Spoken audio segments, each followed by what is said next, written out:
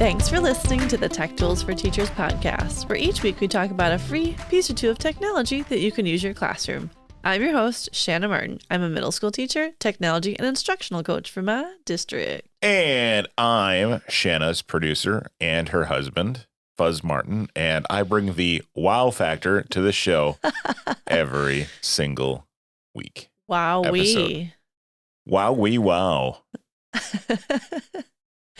Yeah, episode 105. Wow. Wow. Every time I hear wow. Wow like upside down is mom. It is. And you are a mom.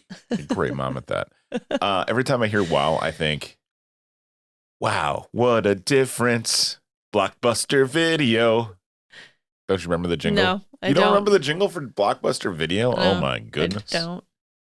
Well, We had like Family Video and then like the local Harbor Video store, but we didn't.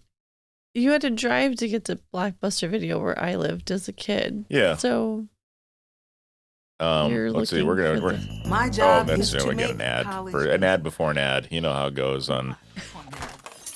Imagine the perfect video store. It would have a great selection. That's it. Copyright. Right. Over Yeah. 10,000 videos near you. Blockbuster Video. Wow, what a difference. There you go. You don't Good remember job. that? No, I Oh, don't. okay. So I watched too much TV as a kid. You did. Instead of spending my time working on science experiments, segue. You should have been using your time to work on science experiments. I know. Yes. Because then I Wow. could have been given this talk instead of you. I mean, we both could have. Now I'm just the sidekick. You are.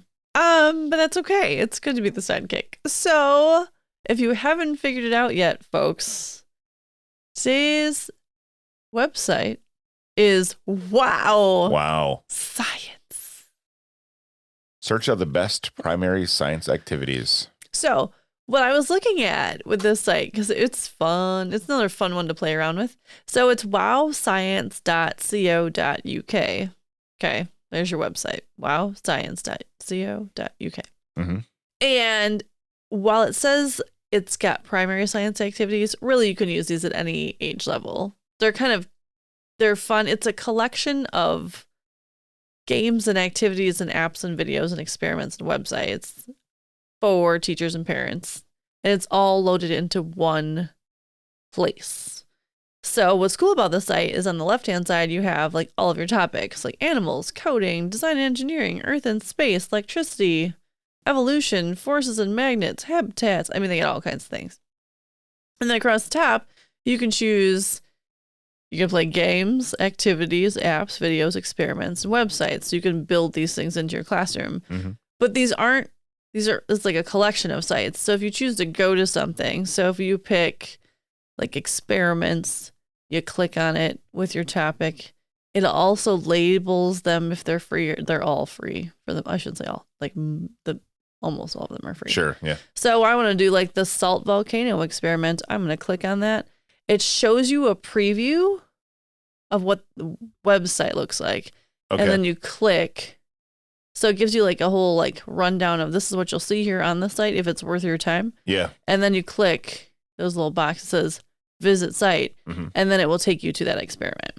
So it's kind of like a 2-click process. But what's nice about it, you can preview anything instead of like getting too far off a page, Yeah. before right. you're trying to find stuff like, okay, it's everything housed in one website. And then you can decide if you want to spend the time then actually doing that experiment or not, which is kind of cool. So they curate the site for you. Yeah. What is the hourglass for in each? How much time it'll take. Okay. So it like difficulty is the amount of brains. Okay. So little like aqua things like little brains. Like Yep. if it's, 3 brains. takes more. 2 brains, yeah. Yeah, to process. And then the little hourglass is how long the lesson is or how long the activity would take you. Gotcha. Okay. So like this one is make a naked egg. Woohoo. Woohoo. You can remove the egg from its shell. So this is like 3 brains and it's a longer activity. Yep. And then it shows you all the process of it. And then you click visit site if you want to do that science experiment. And it walks you through the process, which is pretty cool. That is cool. So what's cool about this site, wow, science. I feel like I Wow. need to say it that way every time because you're like selling something. Wow. Wow. But so if I'm interested in, I have kids that ask questions about, random things all the time. So there is, like, if I chose habitats, there's Kids Against Plastic. Learn how wonderful the world is, how you can protect the planet.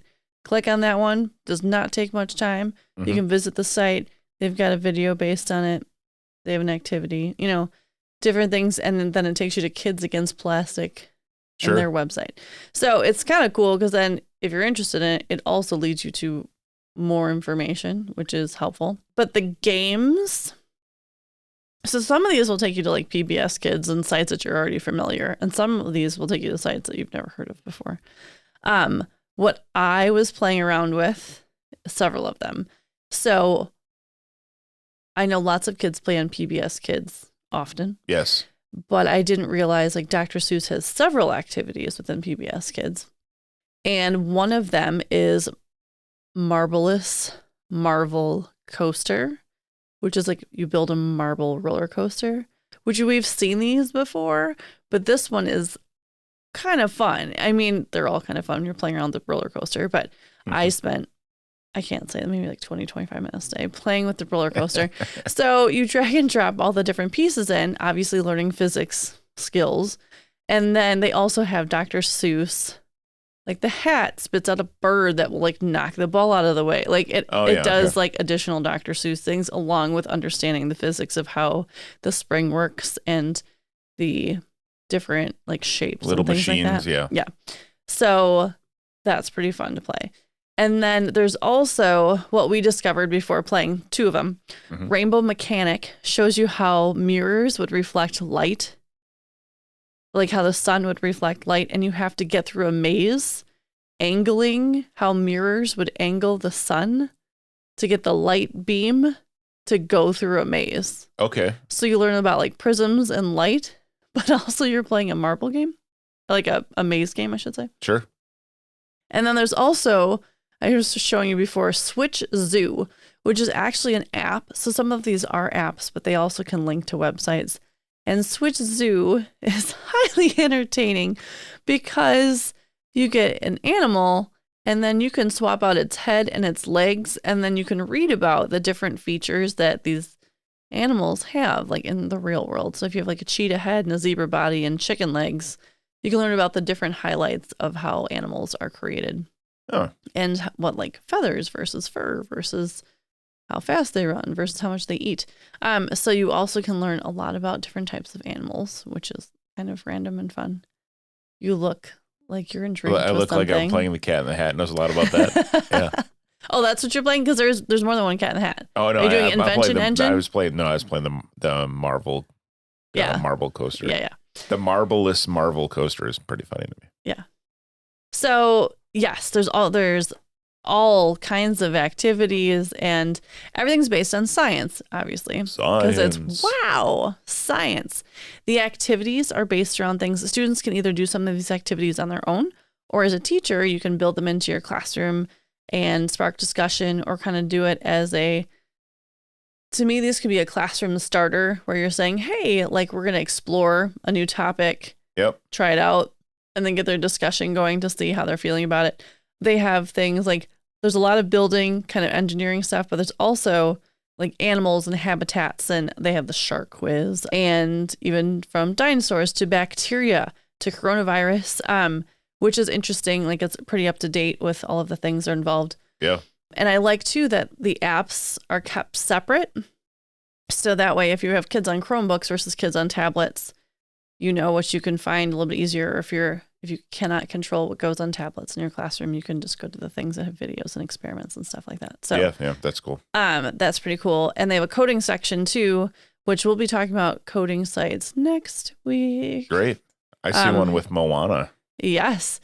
It's been a while since we've talked about some coding things. So we will go into coding next week a little bit. And then experiments are things that kids can either do at home, or you can build them into like simple experiments that you can do in your classroom that don't take a lot of stuff. Because that's always the thing about you, depending on your science budget and your time and space and things like that, where you can choose to take materials that kids already have at home. Yeah. One of the science experiments is sock it to me. Okay. Get your socks wet in this experiment. Learn how sweat cools the body down. Oh, nice. So, yes, they've got all kinds of things. So it's just a really huge collection, but it's very well organized, and there's a lot of fun things to play around with. Yeah, very well categorized too. Just from that left-hand bar has so many different kind of things that if you're exploring that way in your science class, that you're going to find the topic that you're looking for. And it's definitely, well, it's geared probably towards younger students, I would say. I mean, from first grade on up, there are definitely topics that are covered with older middle school, early high school students too, where it would be a fun, 5-minute either intro or review or activity just to kind of break it up during the day. So that's pretty cool. And then the last piece is they also have a section just for teachers. And then it's a collection of resources that has both like lesson plans and activities. And it helps teachers build in the activities and the games into lessons. So there's additional information or other books or other sites that would help you then teach that content. So they've got chemistry and physics and general science. And so they have additional resources for teachers, which is nice. And you can find all of that across the top as well. Wow. Yeah. Science. And if you ever have a site that you want to submit to them, you can also send stuff their way. They take it too. So if you're like, oh, this would be good for science, shoot them an email. Yeah. They're always taking suggestions. They have the monsters, which I think are kind of cute, but definitely geared towards elementary students, where they have like Norpal and Tarkle. Tarkle's a robot who's always thinking of new games. I was going to say, which of the 6 monsters do you identify with? Because I can tell you which one I identify with. Well, which one do you? Norpal. Norpal dozes all day long, but when the moon comes up, he's ready to play. He has a chemistry set at home and is always causing trouble. Favorite activities? Investigating and blowing stuff up. Nice. Norpal. Yeah. How about you? I'll pick one for you if you don't. Like Nanomurph is cute. Yeah. Tarkle, the robot's always thinking of new fun games and monsters can play. His body lights up, which is very useful when they have midnight feasts. Favorite activities? Basketball and blowing stuff up. Oh, no, that's yours. Sorry, that's Norpal. Basketball and playing video games. No, nice. No. I would not be Tarkle. No, you're not a Tarkle. This one's good. Pippi is always on the move. Yep. Yeah, loves gadgets. Often can be found downloading the latest app while it's out and about. At home, likes to be in the big telescope, looking at the stars and dancing. Yep. Pippi. There you go. Pippi. All right. So if you're looking for the monsters, it says meet the monsters at the top, and you can see which monster you identify with, or your students. Because that'll bring them in. Oh, Nanomurph is cute. Likes going to the zoo and catching insects. Okay, anyway. So there is a little monster that goes with all of the different types of science. Thanks for listening to the Tech Tools for Teachers podcast with Pippi and Norpal. So anyway, there's so many fun things. And wow. Science. What a great resource. And even if you aren't a science teacher, again, there's definitely ways you can build these different activities into your classroom, whether it's, if you're looking at the videos or the experiments, you can definitely have those as just discussion starters in your classroom or exploratory learning for sure. Maybe if you want to not grade the papers that you're supposed to be grading and just want to play the Dr. Seuss Marvelous Marvel. Or that could be even turned into like a speech about like step-by-step process. Like, our eldest child currently is working on her speech for step-by-step process. So that could be an easy intro into many different classes, just so we can all play the marvelous marble It just gives you an machine. Excuse to play, It does. And everyone needs an excuse. You don't really need an excuse to play, but sometimes you need an Sometimes you excuse feel to like play. you need an excuse. Well, we just gave you one. Look at that. You need to Congratulations. check out this week's site. Yeah. Wow. Science. Thanks for tuning in. This has been the Tech Tools for Teachers podcast. Like Joey from whatever show that was. Whoa. If you ever have any questions, you can find me on Twitter at SmartNWI. And if you want to get more information and the links to the technology discussed in this episode, visit smartnwi.com. If you'd like to support the show, please consider buying me a coffee or two. Visit buymeacoffee.com/smartnwi or visit smartnwi.com and click on the cute little purple coffee cup. Your donations help keep the show going. New episodes each week. Thanks for listening. Go educate and innovate. The ideas and opinions expressed on this podcast and the Spartan WI website are those of the author, Shanna Martin, and not of her employer. Prior to using any of the technologies discussed on this podcast, please consult with your employer regulations. This podcast offers no guarantee that these tools will work for you as described, but we hope they do. And we'll talk to you next time on the Tech Tools for Teachers podcast. Norpal out.